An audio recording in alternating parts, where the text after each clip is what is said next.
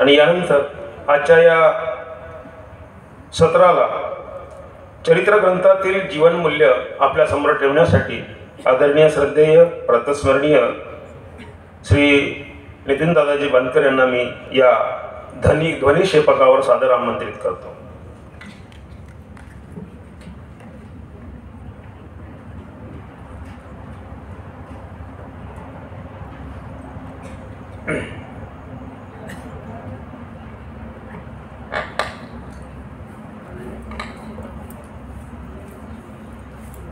भगवान श्री चक्रधर स्वामी अध्यासन राष्ट्रसंत तुकडोजी महाराज नागपूर विद्यापीठ नागपूर व अखिल भारतीय मानव विचार चिंतन परिषद नागपूर यांच्या संयुक्त विद्यमाने आयोजित महानुभाव साहित्य संमेलन आणि यासोबतच ज्याच्या अंतर्गत हे संमेलन पार पडते आहे असा हा श्रीमद महावाक्य निर्वचन प्रवचन सोहळा या सोहळ्याचे अधिव्याख्याते, त्याचप्रमाणे या साहित्य संमेलनाचे कार्याध्यक्ष परमपूजनीय परमादरणीय श्रद्धेय प्रातस्मरणीय आचार्य श्री मोठे बाबाजी, त्याचप्रमाणे संमेलनाध्यक्ष म्हणून ज्यांची या ठिकाणी उपस्थिती आहे असे डॉक्टर अविनाश हावलगावकर सर, त्याचप्रमाणे आजचा हा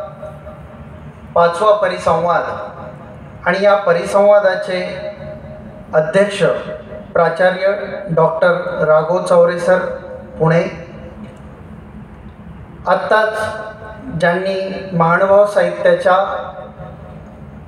आशय आणि त्याची अभिव्यक्ती आपल्यासमोर स्पष्ट केलेली आहे असे डॉक्टर राजेंद्र वाटाणे सर नागपूर, त्याचप्रमाणे या सर्व एकत्रित घटकांना एकत्रित आणण्याचं सुसूत्र आणि नियोजनबद्ध असं काम ज्यांनी केलं ते अध्यासन प्रमुख श्री भारतभूषण शास्त्री सर मिसाळ, या सत्राचे सूत्रसंचालक श्री राजकुमार शेंडे सर आणि या ठिकाणी उपस्थित आपण सर्व श्रोतेवर्गामध्ये पूजनीय श्री इंगोलीकर बाबा आहेत, गेल्या सत्रातील तळस सर आहेत, मॅडम आहेत आणि स्वतः म्हणजे संमेलनाध्यक्ष समोर बसून ऐकतायत. उपस्थित आपण सर्व या ठिकाणी अतिशय विद्वान मंडळी आपण सर्वजण या ठिकाणी उपस्थित आहात. आजचा परिसंवाद जो ज्या विषयावर संपन्न होतो या सत्राचा तो म्हणजे महानुभाव साहित्यातील मूल्य विचार.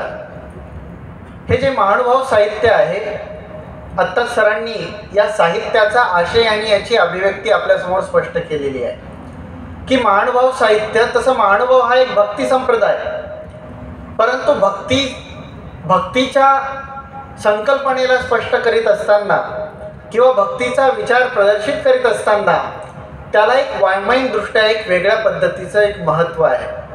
साहित्य म्हणून ज्याच्याकडं पाहिलं जावं अशा पद्धतीची समृद्धता या संप्रदायाकडे आहे आणि म्हणून या महानुभाव साहित्यातील काही जीवनमूल्य, तसं भक्ती संप्रदाय आहे हा. महानुभाव संप्रदायात प्रधानत्वाने आपण जर पाहिलं तर कोणतं साहित्य आहे, मी आपल्याला प्रश्न विचारतो, कोणतं साहित्य, काय आपला ग्रंथ ठेवा, कोणतं येतं नाव डोळ्यासमोर पटकन, लीळाचरित्र. कुठलं नाव येईल, लीळाचरित्र. आणखीन एखादं नाव, सूत्रपाठ. आणखी एखादं नाव, दृष्टांतपाठ. ही सर्व जी रचना आहे, लीळाचरित्राची रचना म्हणजे स्वामींचा जीवन प्रवास आहे, स्वामींचं चरित्र आहे. दृष्टांतपाठ हा लीळाचरित्रातीलच काही एक अंश की ज्याची उदाहरणं स्वामींनी दिली, ज्याच्या सिद्धांत पटवण्यासाठी स्वामींनी जी उदाहरणं दिली त्या 114 उदाहरणांचं संकलन म्हणजे दृष्टांतपाठ. त्या पलीकडे जाऊन सूत्रपाठ, स्वामींनी जी आचार आणि वैचाराची सिद्धांतिक बाजू जी स्पष्ट केली त्याचं संकलन म्हणजे सूत्रपाठ. या व्यतिरिक्त अनेक ग्रंथ आहेत. एकूणच आपल्याला लक्षात येईल की लीळाचरित्र हा या संप्रदायाचा पाया आहे. आणि स्वामींची जीवन प्रणाली, स्वामींची जी जीवनशैली होती, स्वामीचा जो प्रवास आहे, जो भडोजपासून सुरुवात होऊन उज्जैनपर्यंत संपतो, हा प्रवास लीळा चरित्रामध्ये आपल्याला स्पष्ट होतो. परंतु चरित्र म्हणजे फक्त काही स्वामींचं चरित्र, जसं आता मगाशी एक विषय झाला की भक्तीच्या माध्यमातून, म्हणजे मला वाटतं डॉक्टर सोनपेटकर महानुभावांनी त्या संदर्भात उल्लेख केलेला होता की हा फक्त म्हणजे गोसावी आरोगणा झाली, गुळला झाला, विडा झाला, बरेच चरित्र आपल्याला पाहायला मिळतील. परंतु हे नुसतं चरित्र नाही आहे, हा नुसता एका व्यक्तीचा जीवन प्रवास नाही, तर हे मूल्याधिष्ठित असलेलं एक संकलन आहे.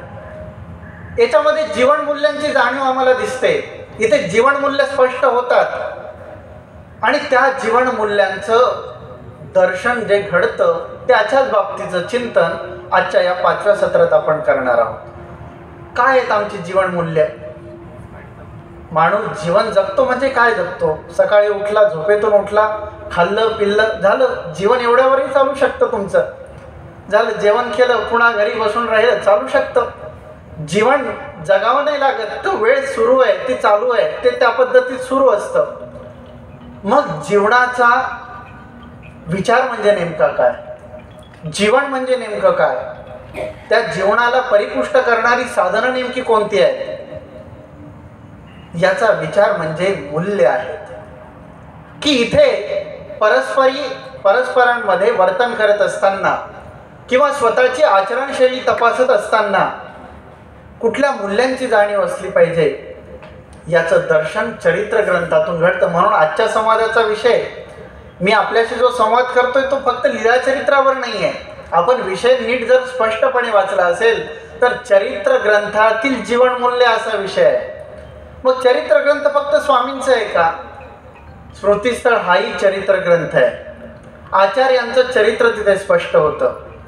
आचार्यांचा, मी नेहमी म्हणत असतो की आचार्यांचा पूर्वार्ध काळ म्हणजे लीळा चरित्र आहे, तर आचार्यांचा उत्तरार्ध म्हणजे स्मृतिस्थळ आहे. लीळा चरित्रातले आचार्य वेगळे दिसतात. पहा तुम्ही, ते लीळा चरित्र जर तुम्ही उघडून बघितलं तर तुम्हाला लक्षात येईल. परंतु स्मृतिस्थळातले आचार्य अगदी वेगळ्या टोकाचे आचार्य आहेत. हेही चरित्र ग्रंथ आहे. मग हाच चरित्र ग्रंथ आहे का?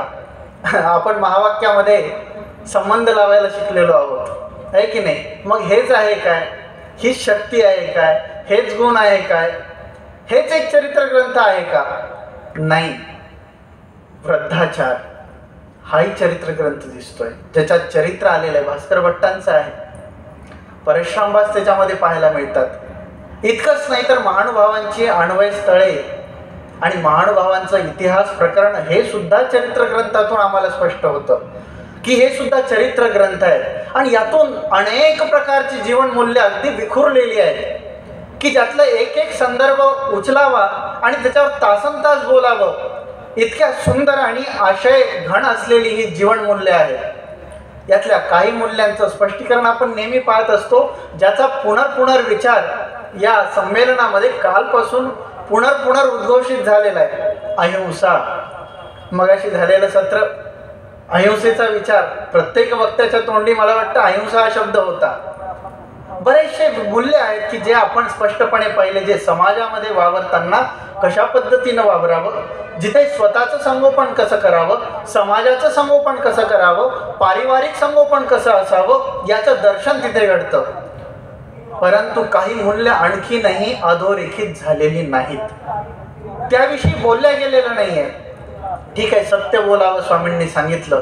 प्रसंग आपल्याला माहिती आहे. अहिंसेचं तत्वज्ञान सांगत असताना सालबर्डीचा ससा हा प्रत्येकाला माहीत असलेली वस्तू आहे. आता ती नाविन्यता त्याच्यात नाही राहिली, कारण तो विचार खोलवर आपल्या रुजलेला आहे, प्रत्येकाच्या साहित्यिकांच्या रुजलेला आहे, महानुभावांच्या रुजलेला आहे, उपदेशांच्या आणि वाचनिकांच्या सर्वांपर्यंत तो पोहोचलेला आहे. परंतु अशी काही मूल्य आहेत. सौजन्य नावाचं एक मूल्य स्मृतिस्थळात आढळतं, आहे का आपल्याला माहीत? सौजन्य नावाचं एक मूल्य आहे. असत्याचा त्याग करण्याचं एक मूल्य आहे. भक्त ज्या भक्ताला प्रेमाचा संचार झाला, त्या भक्ताला स्वामींनी सांगितलं की तुम्ही या गावाला असा, आम्ही पलीकडच्या गावाला थांबतो. तो भक्त प्रतिदिन त्या गावात येणाऱ्या ब्राह्मणाला विचारायचा का हो पलीकडच्या गावामध्ये लंबकर्ण, विशाल नेत्र, अजान बाहू, चांपे गौर अशा पद्धतीची सुंदर असलेली श्रीमूर्ती असे श्री चक्रधर प्रभू कसे आहेत? तो ब्राह्मण त्याला सांगायचा चांगले आहेत. नेमकं काय चालू होतं, काय अवसर होता देवाचा? तो सांगायचा असा असा अवसर झाला, अमक्या अमक्या भक्तांनी उपहार आणलेला होता, तो स्वामींनी आरोहणा केलेली आहे. एक दिवस गेला, 2 दिवस गेला, तिसऱ्या दिवशी त्याच्या मनामध्ये पाप आलं. त्याला वाटलं की अरे असं आकर्षण, इतकं आकर्षण एका पुरुषाला एका पुरुषाबद्दल, स्त्रीला पुरुषाचं आकर्षण असतं, पुरुषाला स्त्रीचं आकर्षण असतं, परंतु इथं दिसणारं आकर्षण काय नेमकं? आणि जेव्हा तो ब्राह्मण आला, मनात वेगळा विचार होता. भक्तांनी त्यांना विचारलं, म्हटले का हो देवाला कसा अवसर आहे? हे बोलून गेले, चुकीचं बोलून गेले. म्हटले अहो तुम्हाला माहिती नाही, समजलं नाही, आपल्यापर्यंत वार्ता पोहोचली नाही. अहो ते सर्पनिमित्त ऐसे ना ऐसे झालं. भक्तांनी त्रिशुद्धी विचारलं, 3 वेळा विचारलं की खरं आहे का, खरं आहे का? आणि तिसऱ्या खरं आहे म्हटल्या या शब्दावर भक्तांचा उभ्या उभी देह त्याग झाला. ईश्वराप्रती आवडीचं एक जीवनमूल्य इथे आम्हाला पाहायला मिळतं. या जीवनमूल्याच्या संदर्भात स्वामी त्या ब्राह्मणाला निरूपण करतात की अहो हा भटो ऐसा सत्य अर्थानं बोली जाईल. आत्ता सर बोलले या ठिकाणी की स्वामींच्या तोंडचे वाक्य जणू आपल्याशी ते संवाद साधतायत असं वाटतं. पहा वाक्याकडे जरा सूक्ष्म निरीक्षण करा. हा भटो ऐसा सत्य अर्थानं बोली जाईल, मा ऐसने असत्य तुम्हा काही सेने बोलवले. एखादी खरी गोष्ट असली, कोणी वारलेलं आहे असं समजलं आपल्याला, खरंही सांगितलं जात नाही. तुम्ही तर धडांत खोटं बोललात आणि तेही स्पष्ट बोललात. खोटं बोलू नये. जीवनमूल्यांची विखरून अगदी जीवनमूल्यांचे अगदी म्हणजे लीळाचरित्र ओतप्रोत भरलेलं जीवनमूल्यांनी. असं करू नये असे सांगणारे काही मूल्य आहेत, तर असं करावं असे सांगणारे काही मूल्य आहेत. काही मूल्य हे नकारात्मकता त्यागण्यासाठी सांगितलेले आहेत, काही मूल्य सकारात्मकतेचं बीजारोपण करण्यासाठी निरूपलेली आहेत. हे अनेक पद्धतीचे जीवनमूल्य आम्हाला पाहायला मिळतात. एक महत्त्वाचं मूल्य ते म्हणजे अभयदान. ज्ञानेश्वरांचं पसायदान आपल्याला माहिती आहे.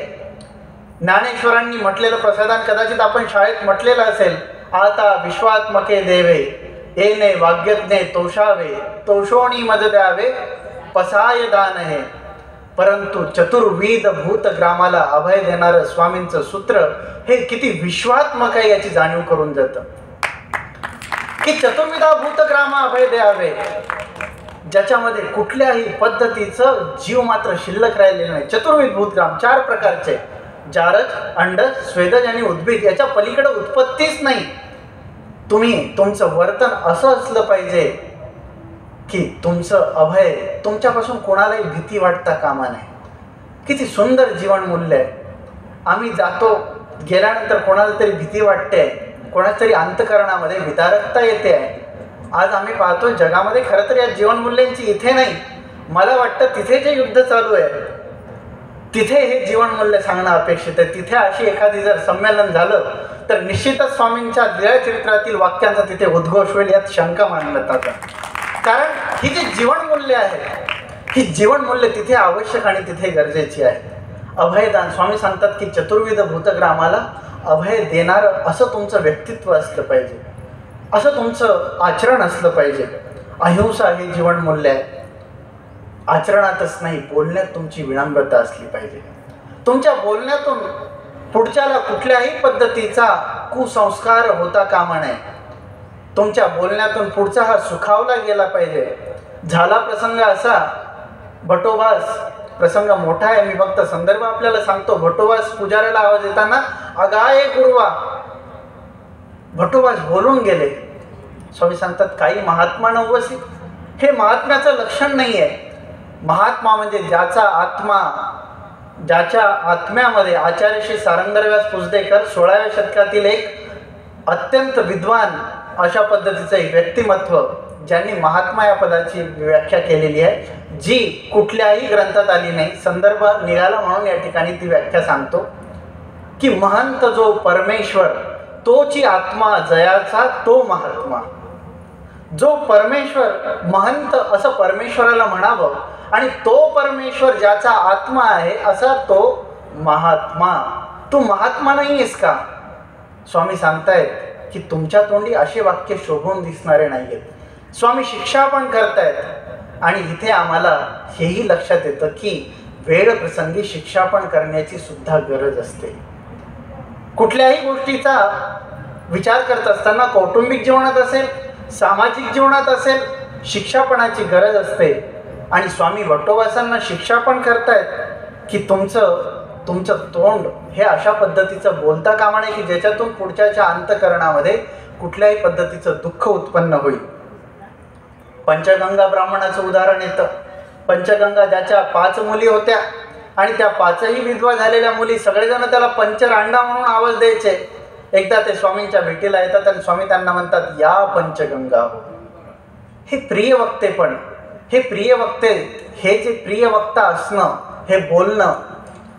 आता भाषेची वेगळीता, ती भाषेची बाजू ती वेगळी समजा. जशी वैदर्भीय कायले करा लागते, तुले का करा लागते, हा एक भाषेचा एक वेगळा एक भावार्थ झाला. परंतु त्यामध्ये सुद्धा एक प्रिय वक्तेपण असलं पाहिजे असं स्वामी सांगतात. कारण प्रिय वक्ता हे जे लक्षण आहे, या लक्षणाने स्वामींचं जीवनचरित्र नाही तर आचार्यांचं जीवनचरित्र प्रफुल्लित झाल्याचं आपल्याला दिसून येतं. या पंथाला सध्या मांडवा पंथ म्हणून ओळखलं जात आहे, पण एकेकाळी या पंथाचं नाव भट्ट मार्ग असं होतं. एका व्यक्तीवरून एका पंथाचं नाव त्या कालखंडात उच्चारलं जात होतं. आचार्यांच्या बोलण्यामध्ये मधुरता होती, आचार्यांच्या बोलण्यामध्ये प्रिय वक्तेपण होतं. आचार्य जेव्हा नुसता भिक्षा शब्द म्हणायचे तेव्हा त्या शब्दाने रडत असलेलं लेकरू सुद्धा शांत होऊन जात असे. या शब्दातली मार्दवता, या शब्दातला गोडवा आणि त्यातली प्रियता ही आपल्याला वाखाणण्यासारखी आहे. आणि म्हणून प्रिय वक्ता हे मूल्य आपल्याला लक्षात घेण्यासारखं आहे. मी सुरुवातीला आपल्याला म्हणालो की सौजन्य हे मूल्य आपल्याला माहिती आहे का?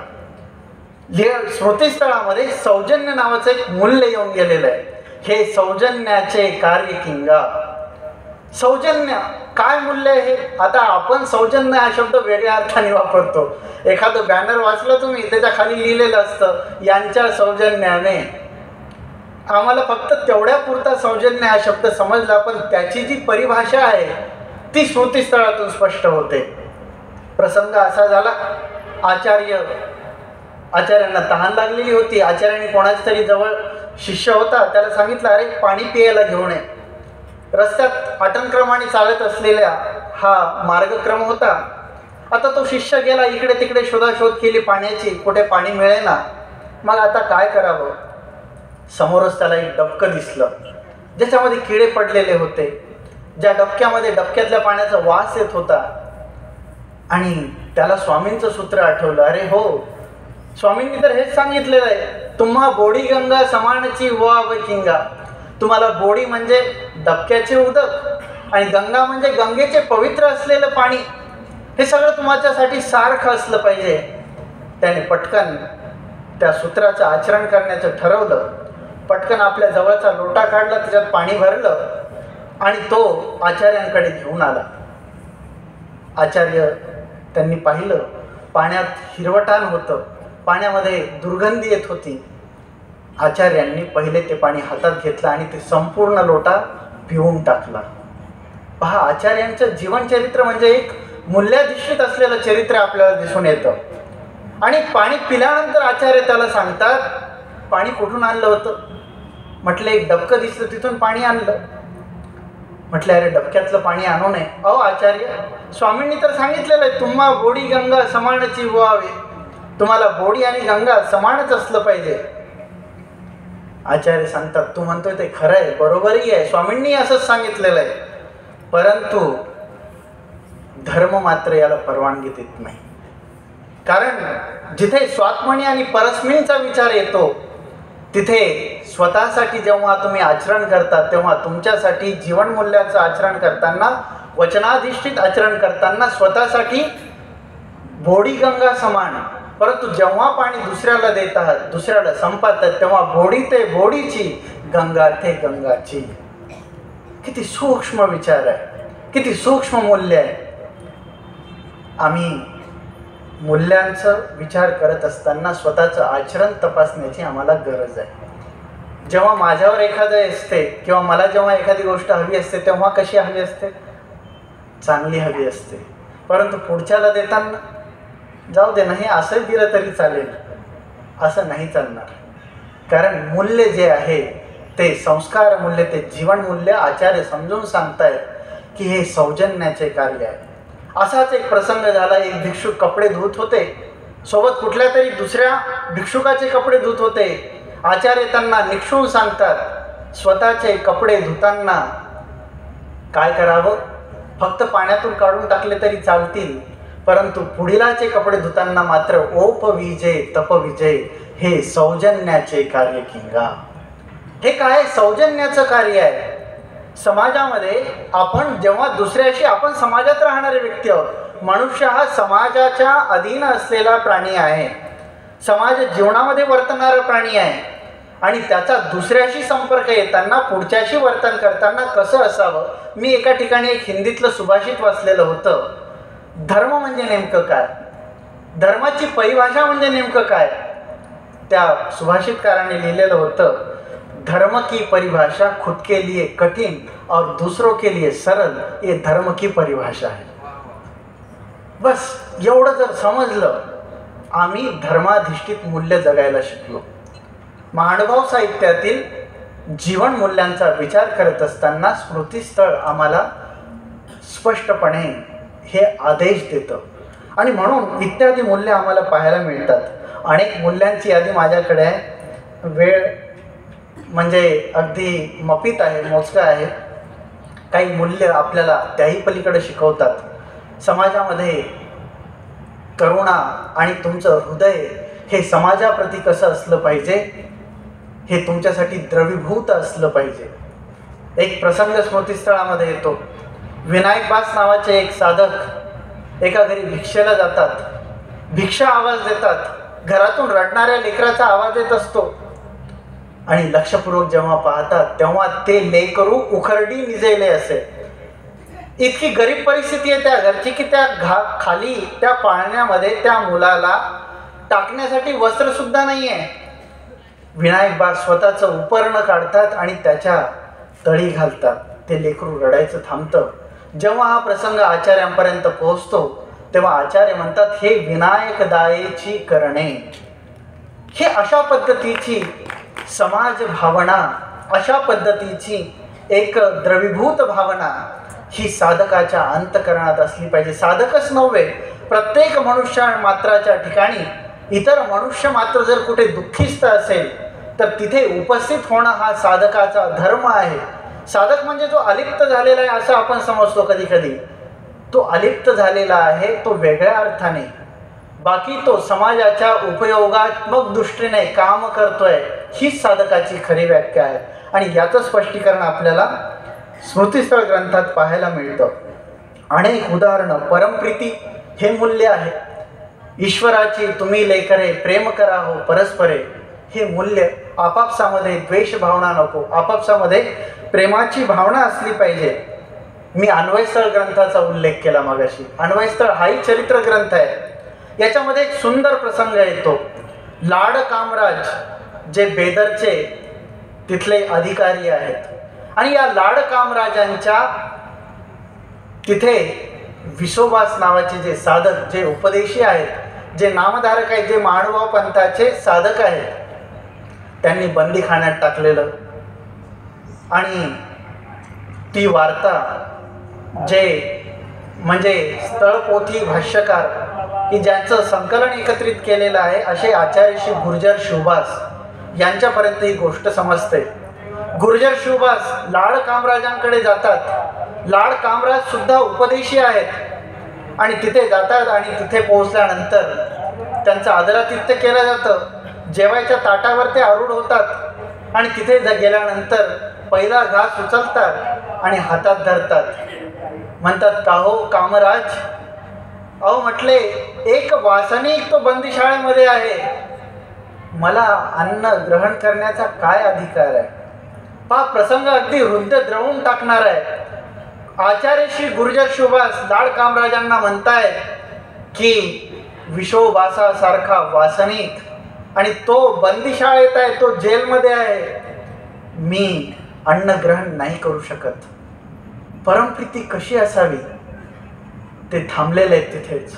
जेवण न करता हातामध्ये घास तसाच आहे आणि लाड कामराजाला बंदिशाळेतून सोडून आणलेला आहे. प्रसंग मी याच्यासारखा सांगितला की प्रत्येक चरित्र ग्रंथ, महानुभावाचं इतिहास प्रकरण आपण पहा, महानुभावांचा इतिहास आपण जर पाहिला, अनेक प्रसंग आहेत की त्यातून आपल्याला संस्कार मूल्यांची ठेवण ही आपल्याला प्रत्येक ग्रंथामध्ये आपल्याला दिसेल. आणि म्हणून हा जो विचार आहे, हा जो जीवनमूल्यांचा विचार आहे, या संदर्भाने विचार करत असताना क्षमा हे एक मूल्य आपल्याला पाहायला मिळतं. क्षमेच्या बद्दल मी असं एका ठिकाणी वाचलं की प्रत्येक गोष्टीचं समाधान आणि प्रत्येक भांडणाचं उत्तर म्हणजे क्षमा आहे. एकतर क्षमा मागायला शिका किंवा क्षमा करायला शिका. क्षमा मागा किंवा क्षमा करा, दोनपैकी एक काही जरी झालं तरी भांडणं मिटली असं समजा. क्षमेचं मूल्य आम्हाला लीळाचरित्रामध्ये पाहायला मिळतं, स्मृतिस्थळात पाहायला मिळतं. याचं उदाहरण स्मृतिस्थळामध्ये अमृते मायंबासांचं आहे. आचार्यांचं देहावसान झालं, निर्वाणीचा प्रसंग आहे आणि अमृते मायाबास तिथे मार्गात अधिष्ठित आहेत. या आचार्यांचे पुत्र महेश्वर पंडित हे गुरुकुळाकडे येत आहेत आणि म्हणतात की मला माझा हिस्सा पाहिजे. प्रसंग फार मोठा आहे, मी त्यातला सूक्ष्म भाग आपल्याला सांगणार आहे. आणि मग कवीश्वर वासादिक मंडळी सांगतात की आता याचा न्यायनिवाडा होऊ द्या. अमृते मायावास आणि महेश्वर पंडित दोघे न्यायनिवाडा करण्यासाठी जात आहेत. अमृते मायावास की जे त्यांचे प्रतिवादी आहेत, लक्षात घेण्यासारखा मुद्दा आहे, एखादी कोर्टात केस चालू आहे आणि दोघेही प्रतिवादी आहेत, सोबत चाललेले आहेत. काय होईल? दोघं एकमेकांचा चेहराही पाहणार नाहीत.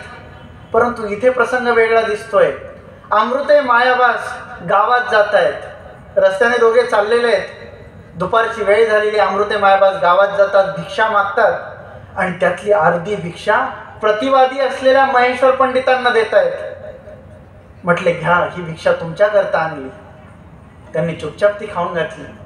पुन्हा रात्री झोपण्याचा प्रसंग उपस्थित झाला तेव्हा हे अमृते मायाबास जाऊन त्यांचे पाय दाबायला लागलेले आहेत. काय म्हणजे प्रसंग अगदी अनाकलनीय असलेला प्रसंग आहे. प्रतिवादी असलेले महेश्वर पंडित आणि त्यांचे पाय दाबायसाठी कोण जात आहे? प्रतिवादी असलेले अमृते मायंबास. ते त्यांनी जसा पायाला हात लावला, महेश्वर पंडित खडबडून जागे झाले. म्हटले, अहो तुम्ही माझे पाय दाबता? अहो आपण दोघे भांडण करते आहोत, आपण दोघे भांडणारे आहोत, आपण न्याय मागायसाठी, निवाडा करण्यासाठी कोर्टात चाललेलो आहोत, तुम्ही माझे पाय का दाबताय? अमृते मायंबास म्हणतायत की मला तुम्ही प्रतिवादी असल्याचं काही वाटत नाही आहे. माझं लक्ष फक्त आणि फक्त तुमच्या गुणात्मकतेवर आहे. तुम्हाला स्वामींनी, चक्रधर स्वामींनी मांडीवर घेतलेलं होतं, माझं ते भाग्य नाही. मला स्वामींचं दर्शनही झालेलं नाही. तुम्हाला स्वामींनी मांडीवर घेतलेलं आहे. आणि हे वाक्य ऐकताच महेश्वर पंडिताच्या खळकण डोळ्यात अश्रू आले आणि म्हटले, चला आत्ताच्या आत्ता या क्षणाला मागे फिरूयात. क्षमेचं मोठं लक्षण आम्हाला स्मृतिस्थळातून दिसतं. हा क्षमेचा प्रसंग हे जे मूल्य आहे, जर परिवारात रुजलं, जर व्यक्तीमध्ये रुजलं तर निश्चित तो परिवार, तो व्यक्ती समृद्ध झाल्याशिवाय राहणार नाही. असं हे क्षमेचं मूल्य. आणि तिथेच नाही, आणखीन एक प्रसंग स्मृतिस्थळातील शेवटचा मला आठवतो. आचार्य देहावसानाची वेळ आलेली असते आणि आचार्य की जे 700 शिष्यांचे आचार्य आहेत ते हात जोडतायत आणि सगळ्या गुरुकुळांना म्हणतायत की गोसावियाचा व्यापार करता जर माझ्याकडून काही चूक झाली असेल तर सगळ्या गुरुकुळांनी मला क्षमा करावी. कल्पना करण्यासारखा प्रसंग आहे. आचार्य सगळ्या गुरुकुळाला हात जोडतायत. नम्रतेचा हा कळस झालेला आहे. आचार्यांच्या जीवनात असे अनेक प्रसंग आहेत की जिथे आचार्य गुरुकुळाला क्षमा मागतात. बरं काय त्यांनी निरूपण केलंय, त्यांनी शिष्य घडवलेले आहेत, त्यांना ज्ञानाचे संस्कार दिलेले आहेत. परंतु हे करत असताना ही घडवणूक करत असताना मी कोणाला काही बोललो असेल, कोणाला काही म्हटलं असेल, कोणाचं काही अंतकरण कदाचित दुःखिस्त झालं असेल तर मला क्षमा करा. किती मोठा आचाराचा हा अनुबंध आपल्याला पाहायला मिळतो. एकूणच चरित्र ग्रंथामध्ये असलेली ही जी मूल्य आहेत, ही जीवन मूल्य आहेत. या जीवन मूल्यांना जर आपल्या स्वतःच्या जीवनामध्ये जर आपण उतरून घेतलं तर निश्चितच आपलं जीवन समृद्ध झाल्याशिवाय राहणार नाही. आणि हाच प्रयास महानुभाव साहित्य संमेलनाच्या दृष्टीने त्यांच्या वतीने या ठिकाणी करण्यात येतो. हे केवळ साहित्याचं सभागृह नाही, इथे महावाक्याची उद्घोषणा दररोज होते आहे. इथे अनेक विचारवंत आपले विचार व्यक्त करतात. याचं कारण समाज समृद्ध झाला पाहिजे, त्याच्या आचरणामध्ये, त्याच्या कृतीमध्ये, त्याच्या उक्तीमध्ये तशा पद्धतीचे बीजही अंकुरित झाली पाहिजेत, मूल्यही रुजली पाहिजेत. या दृष्टीनं आजचं हे सत्र होतं, हा परिसंवाद होता. वेळ अधिक झालेला आहे आणि म्हणून या सत्रामध्ये ही जीवनमूल्य या ठिकाणी आपण पाहिली.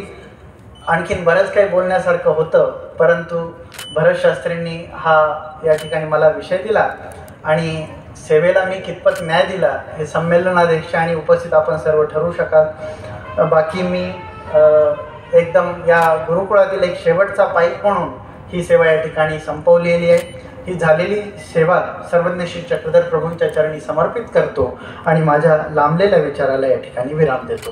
सर्वज्ञ श्री चक्रधर स्वामी की जय.